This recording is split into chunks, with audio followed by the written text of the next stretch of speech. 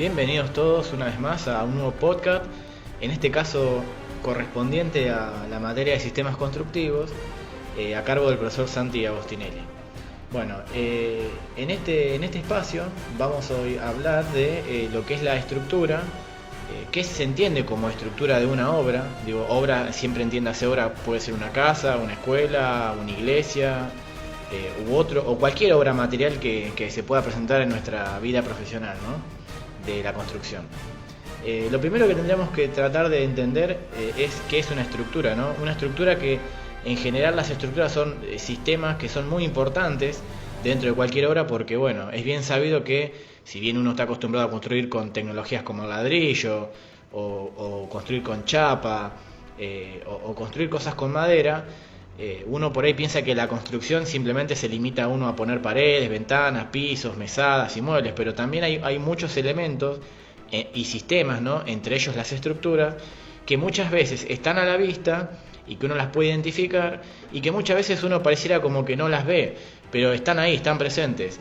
Y las estructuras son conceptos que hay que entender porque son súper importantes, porque si no existiera un sistema estructural, digamos, bueno, las obras no se mantendrían en pie y tenderían a derrumbarse. Entonces, sin hacerla muy larga, lo primero que tenemos que entender como estructura es que la estructura es un conjunto estable de elementos resistentes de una construcción y que la finalidad obviamente de esta estructura es la de soportar cargas y transmitirlas, ¿no?, para llevarlas finalmente al suelo. Es decir, la estructura en general va a tener la capacidad de recibir todo el peso que puede haber en una obra o en un edificio, ¿no?, para que se entienda, y ese peso obviamente que no lo va a aguantar por sí solo y lo va a almacenar, no, va a tener la finalidad de transmitirlo al suelo, ¿no?, el cual también a su vez transmitirá todo este peso en otras direcciones y es como que se lo va a sacar de encima, ¿no?, por decirlo así a un grosso modo y que se entienda. Entonces el suelo finalmente va a ser el último elemento a través del cual todas estas cargas, estos pesos se van a disipar, ¿no? ¿Qué se entiende por carga, no? Porque también uno dirá, bueno, pero ¿qué es la carga, el peso? Bueno, en general uno tendría que saber que las construcciones tienden a soportar el peso de las personas o de los muebles, por citar ejemplos, ¿no? Porque cada edificio o cada obra o cada construcción tiene un uso específico. No es lo mismo estar hablando de una casa de planta baja que de un edificio de 20 pisos. Tampoco es lo mismo estar, considerando un estacionamiento de vehículos en más de una planta, con lo cual hay que soportar el peso de varios autos. Y tampoco va a ser lo mismo considerar armar o diseñar una biblioteca cuando en realidad los libros son muy pesados. Entonces, todo el peso que resiste un edificio o una obra, llámese el peso de los muebles, el peso de las personas, el peso de objetos que quizás no son muebles, pero que hacen al desarrollo de cualquier actividad que se desarrolle en un edificio, bueno, todo eso va a tener un peso que obviamente va a tener que estar resistido por algunos elementos de una casa y obviamente que ese peso va a tener que ser transmitido, como lo dijimos en la definición, al suelo. También vamos a tener presente que los elementos que forman parte de una obra, llámese ventanas, muros, pisos, también tienen un peso propio.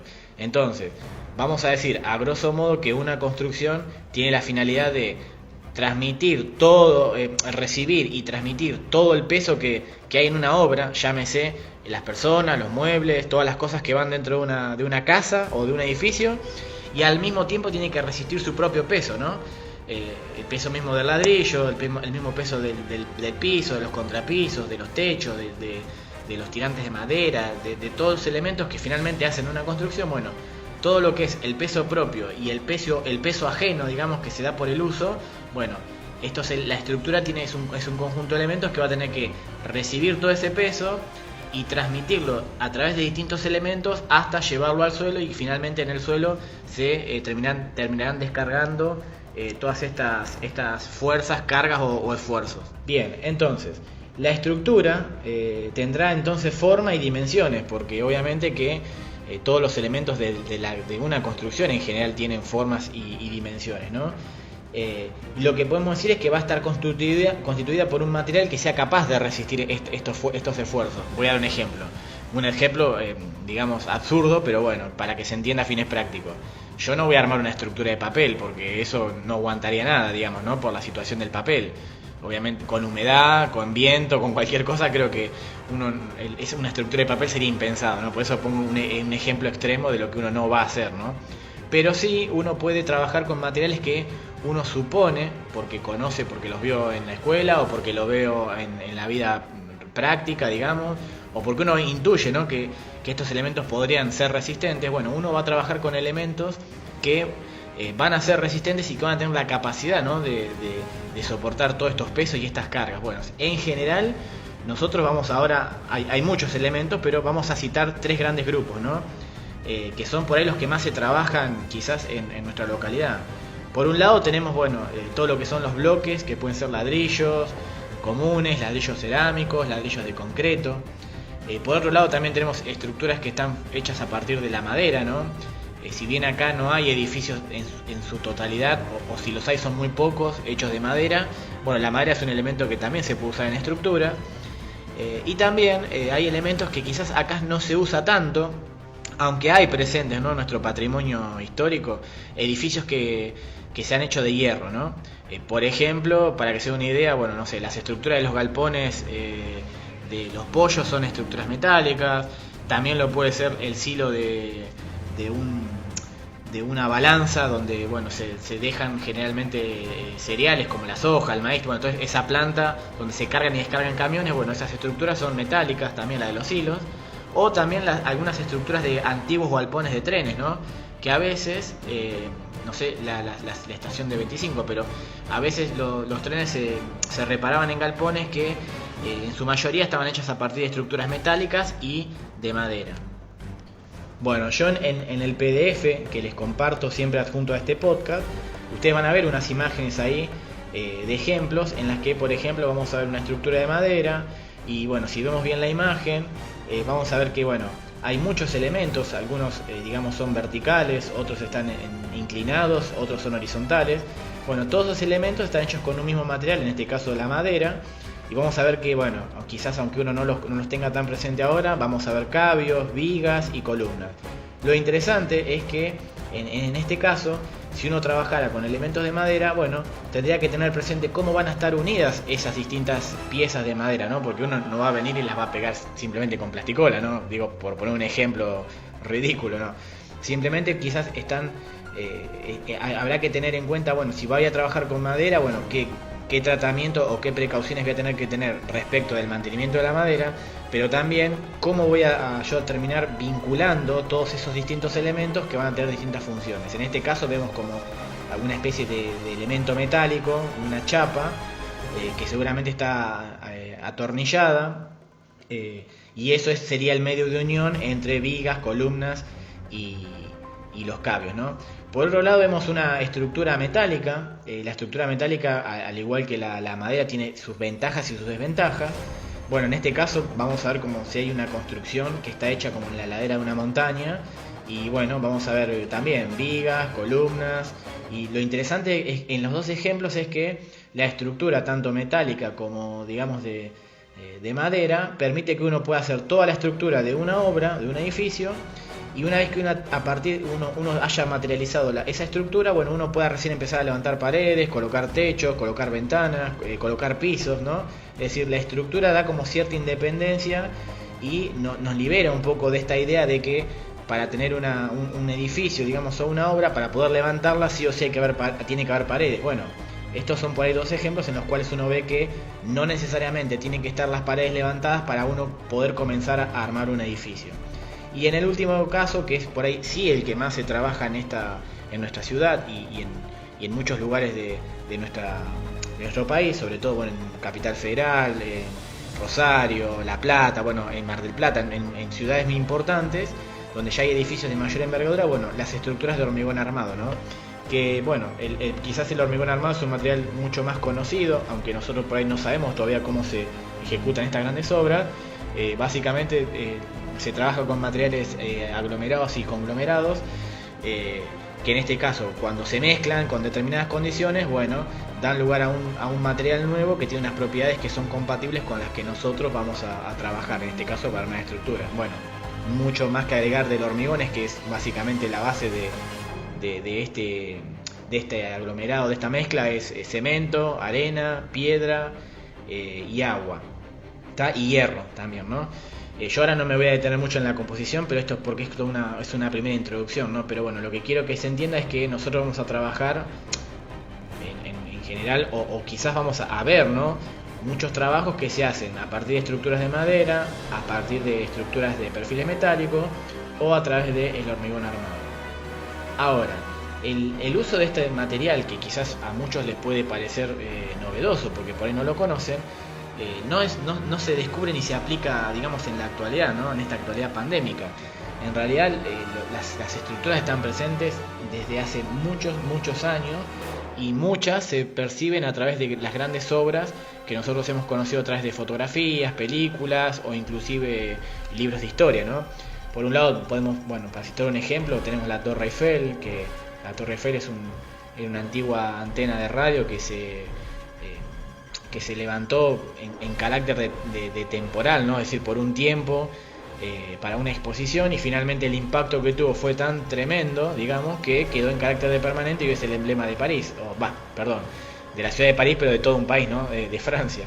Entonces, bueno, la Torre Eiffel está hecha a partir de muchos elementos metálicos. Por otro lado tenemos el Coliseo Romano. Bueno, el Coliseo Romano, mucho más viejo en lo que es su vida y su trayectoria, digamos, histórica. Bueno, ya arranca con la época de los romanos, ¿no? Y acá en este caso se usa una especie de estructura en el cual hay parte de, podemos decir como un hormigón primitivo, digamos, porque quizás no tiene la misma tecnología que tiene ahora, pero hay cierta presencia de materiales pétreos, materiales tipo similares a muchos de los que usamos en la actualidad, de una manera súper novedosa, que es en este caso la formación de un edificio que es un estadio, ¿no? También vemos, por ejemplo, el uso de la madera en muchos templos japoneses. En Japón es un país que ha trabajado durante gran parte de su historia con mucha madera, y la verdad que son artesanos tremendos que muestran cómo la madera hasta se puede curvar y hacer de ello un trabajo súper elegante. Y bueno, cuando uno lo ve pareciera como que realmente esto es un trabajo, digamos, nivel Dios, ¿no? Como dicen a veces los memes, ¿no? Hecho por gente que se ha especializado en el manejo de la madera. Otro caso también muy súper conocido son todos los monumentos egipcios, ¿no? Como las esfinges y las pirámides, que están hechos a partir de bloques de piedra. Y bueno, no quiero ahondar mucho en los detalles, pero la realidad es que las estructuras se han venido trabajando desde hace mucho tiempo, y las tecnologías para materializar esas estructuras también, ¿no? Digo, el hierro no se descubre ahora, la madera tampoco es que se descubre ahora, el uso de la piedra ni que hablar, y de los hormigones o concretos tampoco, ¿no? Estos se han usado en muchos claros ejemplos, afortunadamente, del desarrollo de la historia, y todos estos elementos han permitido que el hombre pudiese, digamos, desarrollar muchas actividades que sin el descubrimiento de esta tecnología, muchos edificios hoy serían inviables, ¿no? Bueno, a la hora de elegir las estructuras, uno lo que tiene que tratar es de ser, si bien hay estructuras que a uno lo seducen y que les parecen novedosas, la verdad es que uno tiene que tratar de ser práctico, ¿no? Es decir, tratar de ver, bueno, si nosotros vivimos en 25 de mayo, bueno, con qué materiales y qué estructuras son las que se trabajan en 25 de mayo, porque quizás acá no tiene sentido, ¿no? Trabajar con madera cuando realmente no es un recurso ni que sobre, y tampoco hay gente que la trabaje, ¿no? Tampoco vemos muchas obras hechas en madera. Entonces uno en general tiende a construir en el medio que vive, tomando como precedente los recursos que ya hay en ese lugar, ¿no?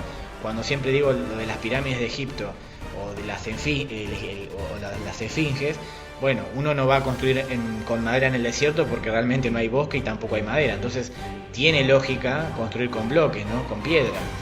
También si uno va, por ejemplo, no sé, a la Antártida, tiene lógica que los iglúes se trabajen con ladrillos, digamos, de hielo seco, porque ahí no tampoco va a haber madera, menos que hablar de hierro o piedra. Entonces cada lugar va a más o menos a marcar, ya sea por los recursos o por la tecnología disponible y por los materiales que también se consiguen, el cómo se va a construir en cada lugar, ¿no? Habiendo comprendido esto, lo primero que uno hace es elegir las estructuras, o los materiales, ¿no?, con los cuales va a materializar una estructura, a partir de lo que hay en el mercado local, de lo que uno ya conoce, de cómo se trabaja en una determinada región o zona, ¿no? Entonces, básicamente, así como a grosso modo, uno puede diseñar una estructura, ¿no?, cuando uno ya tiene armado, digamos, algo o avanzado, ¿no?, una gran parte del proyecto, de un proyecto, ¿no? Voy a poner un ejemplo. Yo no puedo determinar la estructura de una casa, cómo va a ser, si medianamente no tengo la idea cómo va a ser la casa. Entonces, lo que tengo que tener presente es que yo primero tengo que tener un proyecto, ¿no? Es decir, pongámosle en el caso de una casa, bueno, una casa o un edificio en altura o una escuela, yo tengo que tener un proyecto o un anteproyecto, y sobre esa base de la arquitectura trabajar, bueno, cómo voy a armar la estructura para ese tipo de edificio. Dicho de otro modo, yo no puedo proponer la estructura de un edificio sin conocer primero las características de ese edificio, ¿no? Entonces, lo primero que uno va a hacer a partir del proyecto o de un anteproyecto va a ser unos bosquejos o unos primeros esquemas estructurales. Es decir, de alguna manera uno va a decir, bueno, acá va a haber una columna, acá puede haber una viga, o acá va a haber una pared que va a soportar este techo, acá quizás puedo armar un techo de esta manera. Bueno, esa primera operación, que son bosquejos, son, digamos, esquemas armados a mano alzada, sin mucha precisión. Tiene la finalidad de indicar medianamente dónde van a estar ubicados algunos elementos y cómo puede llegar a ser, ¿no? Una vez que yo tengo los bosquejos o los primeros esquemas estructurales, el segundo paso sería, bueno, ir dándole un poco de definición a esos bosquejos y armar un anteproyecto de estructuras con un precálculo, ¿no?, de sus elementos. ¿Qué significa esto? Bueno, así como cuando uno arranca el proyecto de una vivienda, arranca por las primeras ideas, unos primeros esquemas, un anteproyecto y un proyecto, en la que en cada instancia uno va puliendo la idea y la va definiendo para darle una forma real, porque nosotros, una de las cosas uno de los aspectos que caracteriza nuestra profesión es que nosotros tenemos que conseguir resultados que de antemano uno ya los tiene, digamos, definidos, ¿no?, cuáles son los resultados que uno tiene que alcanzar, ¿no? Entonces, una vez que uno tiene las primeras ideas de cómo va a ser una casa y hace ese primer planteo de cuáles van a ser los elementos que van a soportar el peso de una obra, bueno, entonces ahí sí hay que armar ya un precálculo de estructuras o un anteproyecto de estructuras, en el cual yo ya voy a marcar claramente dónde van a estar las columnas, o dónde van a estar los muros, o las vigas, o las bases, o los cimientos. Y más o menos se va a determinar, digo más o menos porque esto habrá que verificarlo, se va a determinar cuáles son las dimensiones de cada uno de esos elementos. Por ejemplo, yo puedo decir, bueno, en tal lugar va a ir una columna, por citar un ejemplo. Bueno, pero ¿de qué medida va a ser la columna? Bueno, todas esas cosas uno a veces parte de medidas estándares que luego después va a ir puliendo. Nosotros no somos especialistas en estructura, sí vamos a tener algunas nociones, pero bueno, esto en general, en el día de mañana, si ustedes se topan con un edificio que ya excede, ¿no?, a lo que por ahí nosotros comúnmente trabajamos en nuestra localidad, pongo un ejemplo, si vamos a hacer un edificio en altura, bueno, ahí quizás es recomendable ya ver a un especialista, como ser en el caso de un ingeniero, ¿no?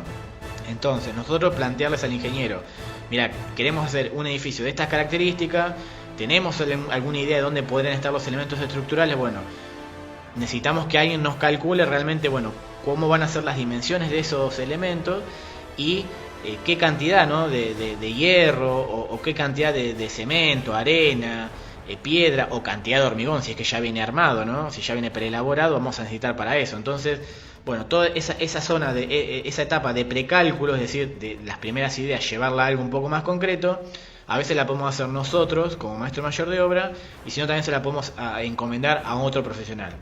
Y el tercer punto, una vez que ya armé los bosquejos y después le di un poco más de forma, lo pulí y hice de ellos un anteproyecto, el tercer punto sería hacer un proyecto, ¿no?, es decir, como la etapa final de todo esto, ¿no? En el proyecto ahí sí ya van a estar determinados dentro de una obra, bueno, cuáles son las columnas, o las vigas, o las fundaciones, o la losa, qué espesores van a tener, qué dimensiones van a tener, qué forma van a tener, qué dosificación, es decir, bueno, son de hormigón, bueno, cuánto de arena, cuánto de cemento, cuánto de piedra, lleva hierro, bueno, hierro de qué de qué diámetro, doblado de qué manera. Bueno, va a ser básicamente el proyecto, sin andar demasiado, es una etapa muy específica de cómo van a ser las estructuras, llámense estructuras metálicas, estructuras de madera o estructuras de hormigón. Yo en la bibliografía les dejé ahí un ejemplo de unos primeros bosquejos y esquemas en referencia a una vivienda unifamiliar de baja escala, y bueno, en un esquema van a ver cómo es la planta de arquitectura, ¿no? Con las cotas, la ubicación de los baños, de los placares, las puertas, ventanas. En el otro van a ver que para esa planta, digamos, de arquitectura, bueno, hay muros que van a soportar el peso, dónde están ubicados los cabios, puede que a veces haya losas, bueno, todos esos elementos que finalmente terminan desembocando en la construcción de un techo, que es el tercer elemento que van a ver. Bueno, todo eso forma parte de lo que es digamos, un estudio de la estructura y un diseño de la estructura, ¿no? Que muchas veces se superpone con el de la arquitectura. Yo no pretendo que ustedes sean diseñadores de estructura, no, pero sí tienen que tener algunas nociones de qué es una estructura, cómo puede uno diseñar una estructura, es decir, a partir de qué elementos y qué consideraciones uno va a tener, o consideraciones o etapas o pasos que uno va a tener que tener a la hora de pensar, bueno, hay que diseñar una estructura, bueno, ¿qué es lo que tenemos que hacer? Por otro lado, y el último punto es, bueno, que la estructura tiene distintos elementos, ¿no? Algunos elementos son verticales, como por ejemplo las columnas, otros elementos son horizontales, como pueden ser las vigas o las losas, y otros elementos son superficiales, como pueden ser los muros o las bases, por decir algo, ¿no?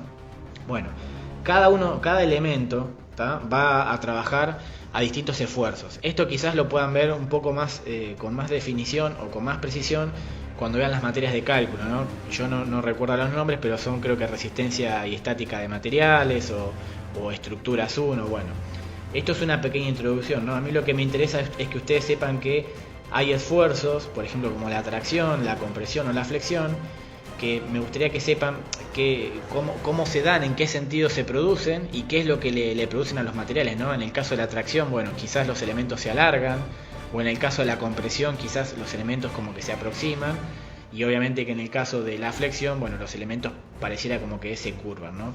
Hay otros elementos como el corte o la torsión, que yo acá los pongo como una introducción, pero que bueno, no voy a hacer una profundización de ellos porque quizás es muy complejo, pero bueno, lo que quiero que tengan en cuenta es que los elementos que forman parte de una estructura están sometidos a determinados esfuerzos, y esos esfuerzos uno los va a tener que tener presente cuando uno, digamos, o por lo menos cuando un ingeniero, si quieren ponerlo así, tenga que calcular sus dimensiones y sus formas, ¿no? Así que bueno, y en el último punto que les dejo acá de la bibliografía, ustedes van a ver, bueno, generalmente cuáles son las partes de una estructura, ¿no? Bueno, las partes varían, pero en general vamos a decir, ¿tá? Que por ejemplo en una vivienda vamos a encontrar, en una vivienda de techo plano, no de techo inclinado, con una tecnología del hormigón armado y de ladrillo, bueno, vamos a encontrar losas, que son elementos superficiales. Siempre digo, pensemos en el aula de cuarto o en algún aula del taller, digamos, en el que podamos tener la losa encima nuestro. Bueno, pensemos en que nosotros tenemos un elemento superficial que hace de techo, que en nuestro caso es una losa, elementos lineales, ¿no? Es decir, porque la losa se tiene que apoyar en algún lugar, la losa es un elemento pesado, eso ya lo sabemos. Bueno, los elementos lineales sobre los cuales se van a apoyar la losa quizás sean las vigas, ¿no? Y esos elementos, a la vez que son lineales, bueno, también se van a apoyar en otros elementos, bueno, las columnas, que son elementos verticales, y finalmente las columnas trasladarán todo su peso y su carga a unos cimientos, en este caso como vigas de fundación corridas, digamos, que finalmente van a transmitirle todo el peso a, digamos, el suelo. En el caso quizás de un techo de tejas, bueno, habrá otros elementos como ser las tejas, las vigas cumbreras, quizás a veces viguetas, listones. Bueno, nosotros no vamos a trabajar por ahí en este punto con todos estos elementos. Yo acá les puse un techo que es bastante complejo, pero bueno, sí quiero que tengan en cuenta es que sea cual sea la tecnología con la que uno trabaje, van a haber distintos elementos. En general, los que me gustaría que aprendan por ahora es básicamente en los sistemas tradicionales es que nosotros trabajamos o con techos inclinados o con techos planos. En general los techos inclinados los hacemos con chapa y trabajamos con estructuras metálicas o de madera, eso hay que ver qué encontramos en el mercado. Y cuando trabajamos con techos planos si bien uno puede hacer con una chapa un techo que puede resultar plano, bueno, le llamamos techo plano cuando trabajamos con losas, ¿no? Losas, vigas, columnas y cimientos, ¿no? Y vigas, digamos, o bases, ¿no? Entonces, bueno, yo les he dejado acá algunos esquemas para ver, también los hemos visto en clase, y obviamente que les dejé también un ejemplo de, por ejemplo, cómo se arma, y también lo hemos visto a través de videos, les recomiendo que también busquen en YouTube, bueno, cómo se arma una losa, ¿no? Para entender también que a veces uno cuando elige, bueno, cuando elige digamos, una tecnología, es decir, un material con el cual uno va a decir, bueno, yo voy a trabajar con hormigón la estructura, bueno, ¿qué va a implicar todo eso, no? Más allá del cálculo y de ver cuántos materiales va a ir de cada cosa y de ver las formas y las alturas de los elementos, bueno, también hay que tener presente qué implica, ¿no? Armar una estructura de ese tipo. Se va a trabajar con encofrados de madera, cómo hay que caminar en esas estructuras cuando hay que armarlas, cómo son las secuencias de armado, la planificación de cada una de la ejecución, digamos, de esos distintos elementos. Finalmente, cuántas personas van a trabajar, bueno, cómo voy a subir los materiales, con qué herramientas y máquinas, bueno, qué recaudos tendré que tener en cuenta. Bueno, yo no voy a hacer una profundización de todo eso, pero sí quiero que lo tengan presente para que a la hora de elegir una estructura tengan en cuenta qué están eligiendo y qué complejidad tiene. Entonces, bueno, nada, esto ha sido un poco la introducción a lo que es el diseño de una estructura y espero que les haya gustado. Nos vemos.